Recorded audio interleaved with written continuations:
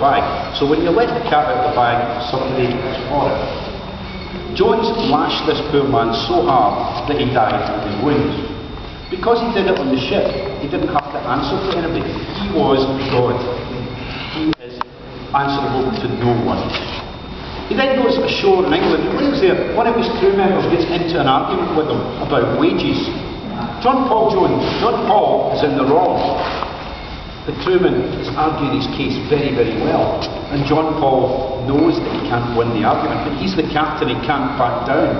He decides to settle the argument in the old Scottish fashion. And he waits till the man takes a pause in his explanation of his case, and he pulls out his sword and stabs him to death.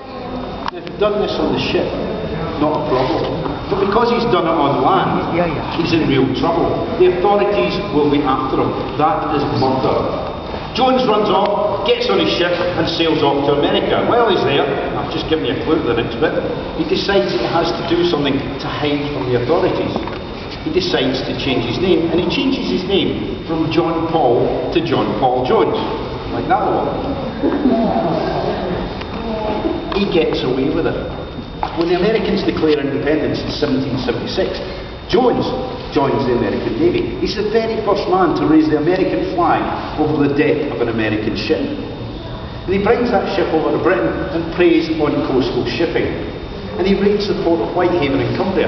He sneaks in, anchors his boat, rows ashore, takes a party of men, including myself, into town. And we sneak through the back streets. We're going to go down to the harbour and burn all the ships there. Now, we get into the town, but what we don't realise is one of our crew members is from that area originally. And as we're going through the streets, he's knocking on doors to wake everybody up. And before too long, there's an armed mob chasing us. They've got swords, axes, knives.